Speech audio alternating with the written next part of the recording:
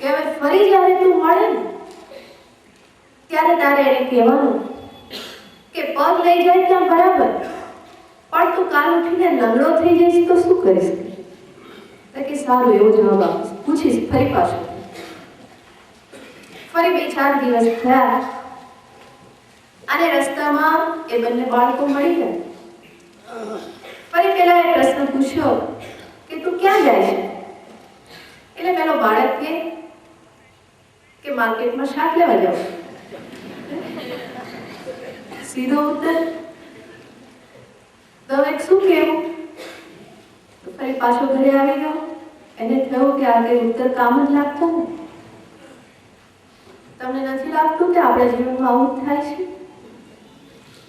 બધા ઉત્તરો ગોખીને રાખીશ અને બહાર જઈએ ત્યાં વાતાવરણ બદલાઈ ગયું હોય. ઓફિસથી તમે ઘરે આવો અને તમને લાગે કે આજ તો બહુ પ્રેમથી વાતો કરીશું, પણ ઘરમાં પગ મૂકતાની સાથે લાગે કઈ બોલવા જેવું નથી. કેમ? તમે તો નક્કી કરીને આવ્યા હતા, ઉત્તર ગોખીને આવ્યા હતા, પણ અંદર જતાની સાથે પરિસ્થિતિ બદલાઈ ગઈ છે. એ ગોખેલો ઉત્તર કે નક્કી કરેલું જે પણ છે એ ત્યાં કામ લાગતું નથી. આખું જીવન આવું છે. બાળકો નક્કી કરે આજ તો સાંજે પપ્પા આવે તો એની પાસે આ માંગવાનું છે, પણ જેવા પપ્પા પગમાં મૂકે બાળક પણ એટેન્શનમાં આવી જાય. બાળક પણ સમજી જાય કે વાતાવરણ બરાબર નથી, આજે મુલતવી રાખો, આવતીકાલે. તો આખા જીવનનું પિક્ચર આ પ્રમાણેનું છે. કોઈ પણ ગોખેલા ઉત્તર અથવા તો મેં પકડી રાખેલા સમાધાન મને હંમેશા કામ આવતા નથી. કારણ કે આ બધું તો બદલાયા જ કરે છે, બદલાયા જ કરે છે. હું ધારું કંઈ અને થાય કંઈ. મારા મનમાં હું કંઈક વિચારું પણ બીજી વ્યક્તિ કંઈક જુદું વિચારતી હોય. મેં મારા તરફથી ઘણા બધા પ્રયત્નો કર્યા કે જેથી મારું સુખ હંમેશા બની રહે. ઘણા પ્રયત્ન કર્યા કે હું હંમેશા સલામત રહું. ઘણા પ્રયત્ન કર્યા મારા મનની શાંતિ હંમેશા બની રહે. પણ બહાર તો કંઈક બધું બદલાતું જ રહેશે. ગમે એટલો હું હિસાબ કરું પણ ત્યાં તો ખોટો જ પડે. પૈસાના હિસાબમાં હું ગમે એટલો હોશિયાર હોઉં પણ જિંદગી અને એના બનાવના હિસાબમાં ગમે એવો હોશિયાર માણસ ત્યાં પાછો પડે છે. એ ક્યારેય પૂરેપૂરો હિસાબ લગાવી શકતો જ નથી. તો આપણને આમાં સ્વાભાવિક જ પ્રશ્ન થાય કે તો કરવાનું શું? શું મારું મન હંમેશા શાંત રહે, મને હંમેશા સલામતીનો અનુભવ થાય, મને હંમેશા સુખનો અનુભવ થાય, એના માટેનો કોઈ ઉપાય ખરો કે નહીં? કે પછી આમને આમ જ જીવન ચાલતું રહે? કોઈ સમાધાન ખરું કે નહીં? કોઈ એવું એક સમાધાન હોવું જોઈએ કે જે બધે કામ લાગે. કોઈ એક એવો ઉત્તર હોવો જોઈએ કે જે બધે જ કામ લાગે. જેમ ઘણી વખત બાળકો મારી પાસે આવે ને, એમની પાસે એક ઉત્તર હોય, એની પાછળ કોઈ વિચાર કે બુદ્ધિ નથી, પણ આ તો જોવાનું છે. જ્યારે બાળક આવે ને એને હું પ્રશ્ન પૂછું ને કે બેટા આમ કેમ, તો કે એમ. હવે આપણે શું કહીએ? આપણે ચૂપ થઈ જવું પડે. કંઈ પણ પૂછીએ કે આવું કેમ, તો કે એમ. તો ઉત્તર કેવો છે? બધે ચાલે. કોઈ પણ પ્રશ્નના જવાબમાં તમે કેમ કહો તો ઉત્તર શું આવી જાય? એમ. પ્રશ્ન પૂછનારો ચૂપ થઈ જાય. શું આવું કોઈ સમાધાન આપણા જીવનમાં છે ખરું?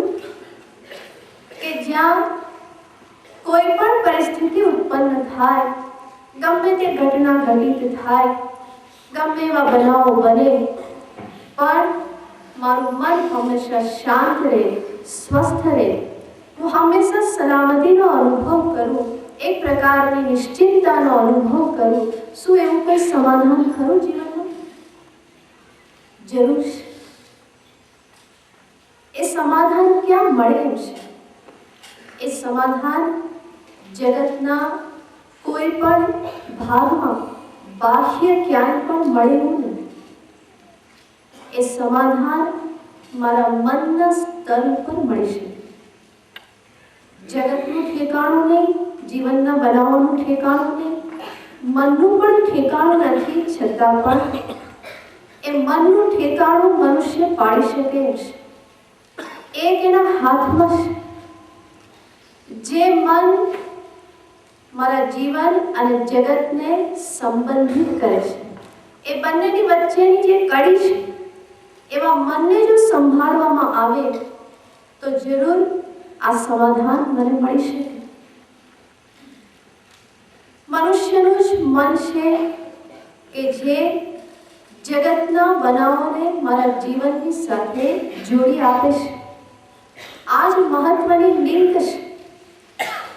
અને એ મનની જ લીલા છે કે જે મારા જીવનને શાંતિથી, આનંદથી ભરપૂર બનાવી શકે.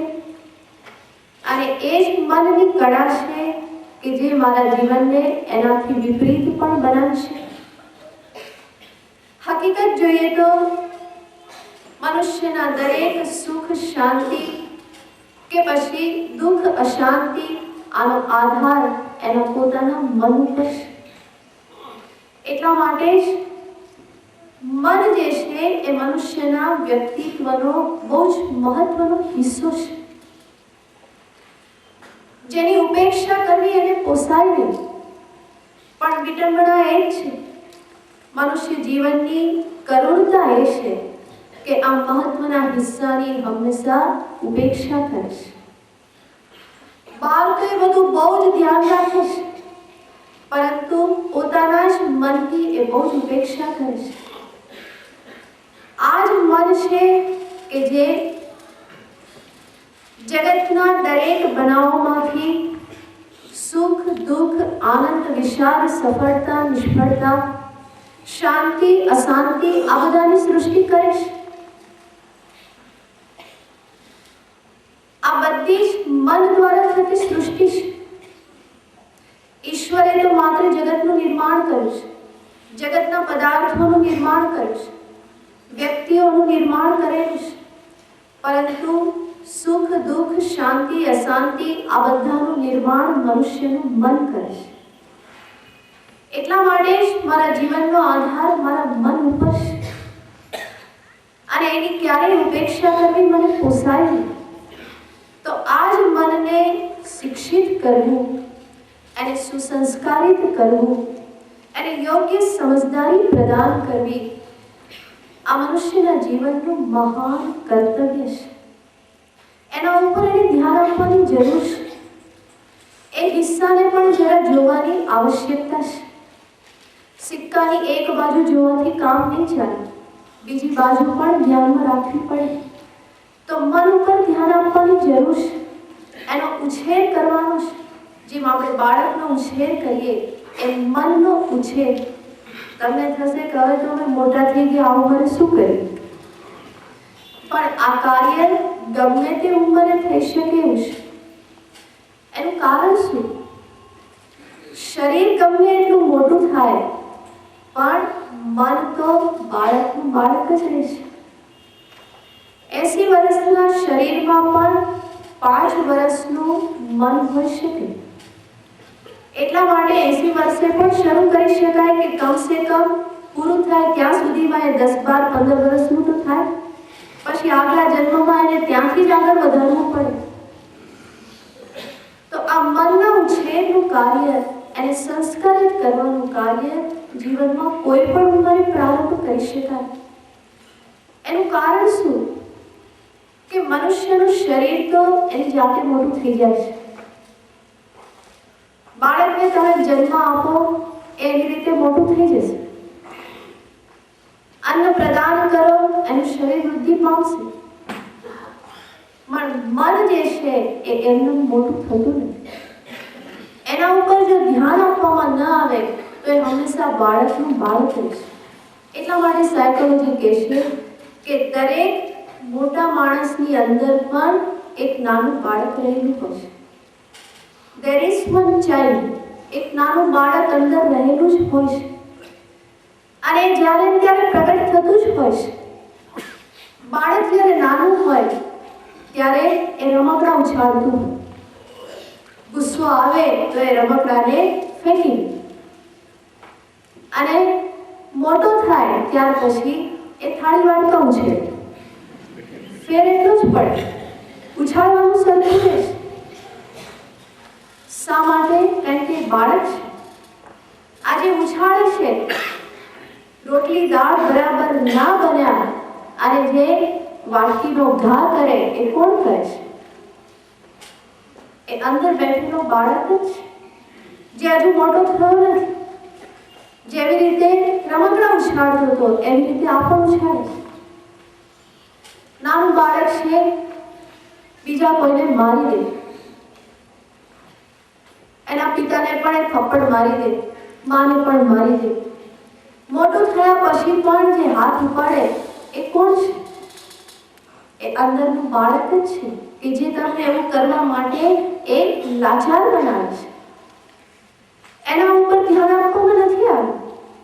એ બાળકને આપણે મોટું કર્યું નથી. શરીર તો મોટું થઈ ગયું. એટલા માટે હું કહેતી હોઉં છું કે બાબો હંમેશા 2 વર્ષનો જ નથી હોતો, 72 વર્ષનો પણ બાબો હોય. એ અંદર બેઠેલો હોય અને તમને ત્યારે પોતાનું સ્વરૂપ પ્રગટ કરતું હશે. તો આવું આજે મન જે છે એને ઉછેરવાની જરૂર છે. મનુષ્ય જીવનમાં મનનું નિર્માણ કરવું એ બહુ મહાન કર્તવ્ય છે. અને જે માણસ આ કરી લે છે એ ખરેખર જીવનમાં સફળ થાય છે. એનું જીવન આનંદ, શાંતિ, સલામતીથી ભરપૂર બને છે. અને મનને મોટું કરવા માટે એને કોઈ ખોરાક આપવાની જરૂર નથી. દાળ ભાત શાક રોટલીથી નહીં થાય, પણ એનો ખોરાક છે સમજદારી, વિવેક. એને સમજાવવાનું છે. જેમ નાના બાળકને આપણે સમજાવીએ, એને પ્રેમથી સમજાવીએ, ના સમજે તો થોડો અવાજ ઊંચો કરીને પણ સમજાવીએ, ક્યારેક ટપ્પી મારીને પણ સમજાવીએ. એવી જ રીતે આજે આપણું મન જે છે એને પણ એવી જ રીતે સમજાવવાનું હશે, સંભાળવાનું હશે. એની સાથે પ્રેમથી વાર્તાલાપ કરીએ, એને યોગ્ય સમજણ પ્રદાન કરીએ.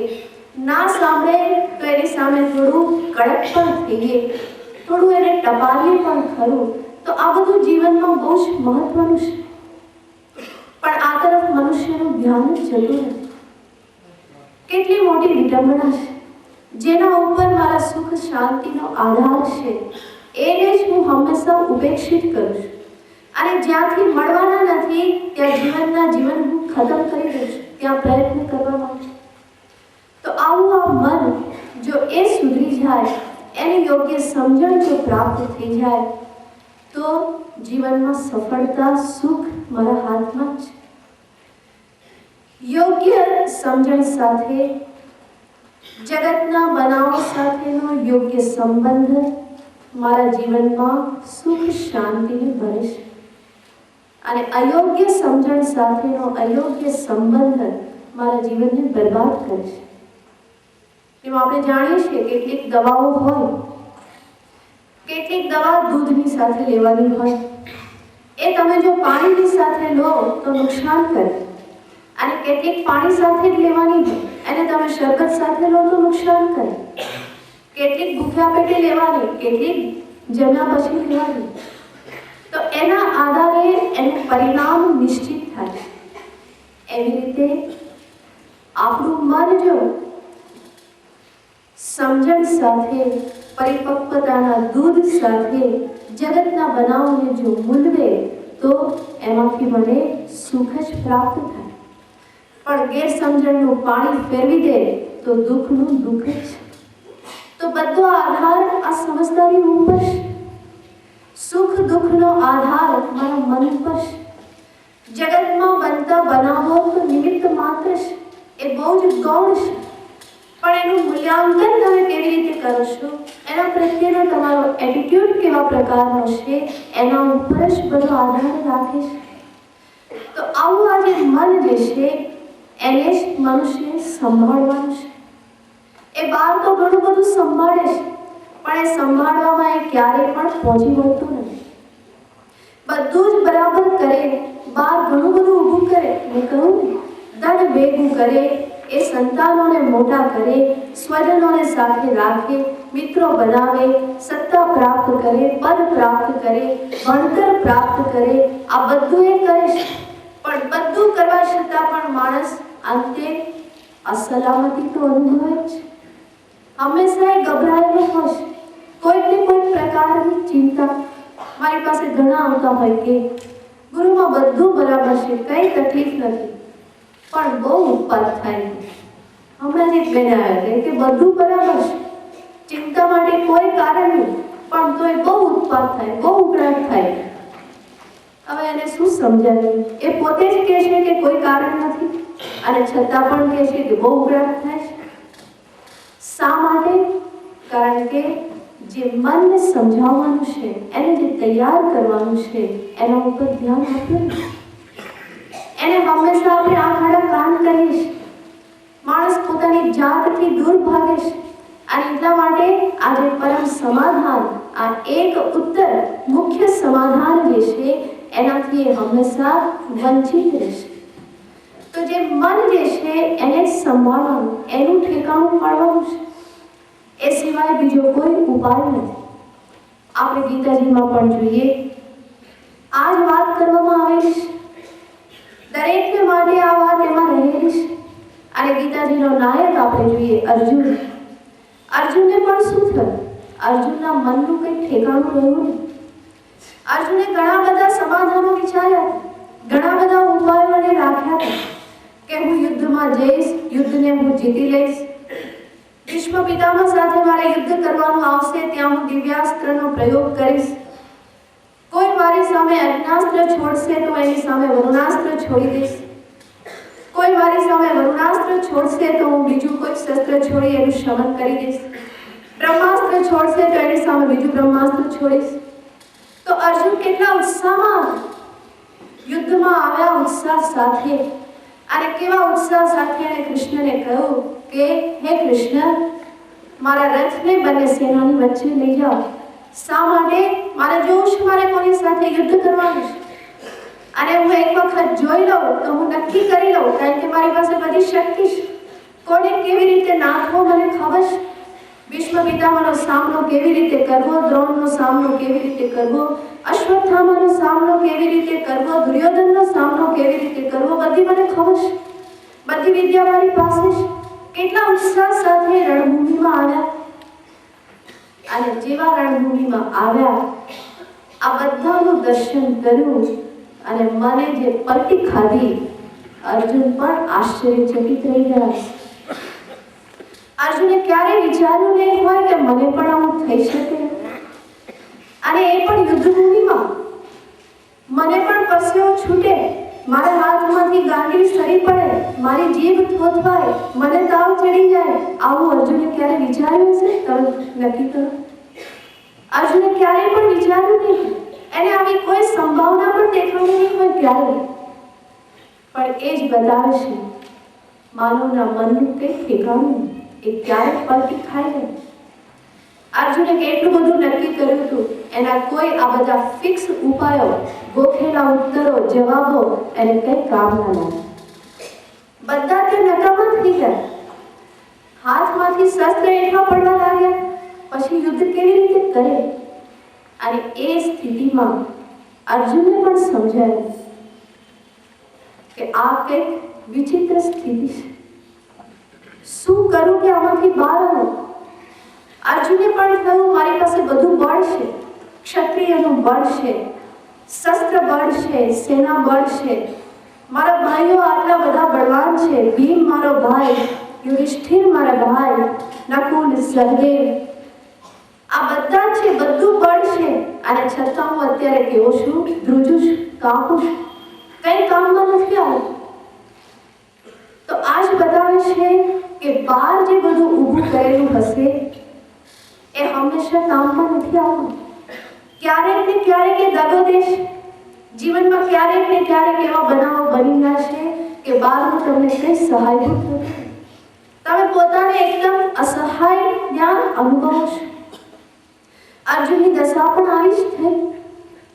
પણ અર્જુનનું એક સૌભાગ્ય હતું, પરમ સૌભાગ્ય હતું કે આ નબળી ક્ષણોમાં સાક્ષાત કૃષ્ણ એની સામે હાજર હતા અને એનું દર્શન જ્યારે અર્જુને કર્યું, અર્જુનના મનમાં ચમકારો થયો, આની પાસે જરૂર કંઈક એવું છે કે જે હંમેશા કામ લાગશે, જરૂર એક એવો જવાબ છે, જરૂર એક એવું સમાધાન છે, જરૂર એક એવો જાદુ છે કૃષ્ણ પાસે કે જે હંમેશા કામ લાગે છે.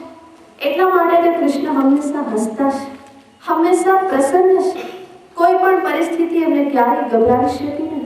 તો એમની પાસે જરૂર કંઈક ટ્રીક છે, એક આઈડિયા બદલ દે સારી દુનિયા, કે એક આઈડિયા એમની પાસે છે.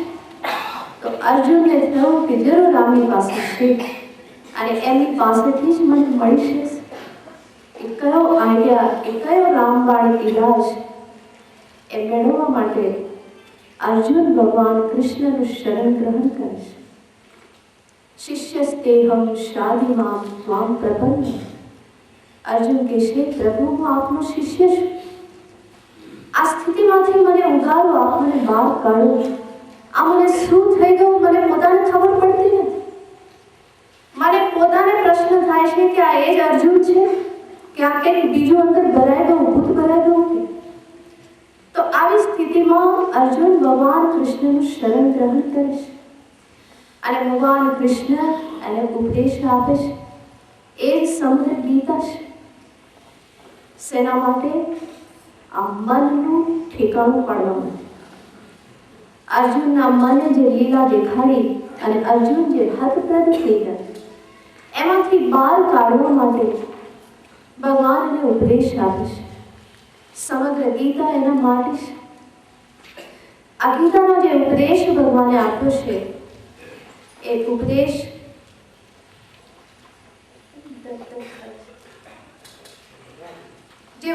આપ્યો છે ભગવાને, એમાં મુખ્ય બે વિષયનો ઉપદેશ. એક તો છે આત્મજ્ઞાન અને બીજું છે આત્મજ્ઞાન માટેની યોગ્યતા, તૈયારી. આ બે જ બાબતોની સમગ્ર ગીતામાં વાત છે. ભગવાને આત્મજ્ઞાનનો ઉપદેશ આપ્યો, પણ એ ઉપદેશ આત્મસાત થાય, હૃદયમાં ધારણ થઈ શકે એટલા માટે હૃદયનું, મનનું એક વિશેષ પ્રકારે નિર્માણ થવું જરૂરી છે. આત્મજ્ઞાનને જીલી શકે એવી એક ભૂમિ તૈયાર થવી જરૂરી છે અને એ ભૂમિ એટલે આ મનનું ઠેકાણું પાડવું, મનને પરિપક્વ કરવું, મનને સુસંસ્કૃત કરવું, એને સદગુણોથી સંપન્ન બનાવવું. આ એક બીજો વિષય છે અને એના માટે જ ભગવાને ગીતાજીમાં કર્મયોગનો ઉપદેશ આપ્યો, ભક્તિનો ઉપદેશ આપ્યો, અનેક પ્રકારની ઉપાસના દર્શાવી, અષ્ટાંગ યોગનો ઉપદેશ આપ્યો. આ બધું જ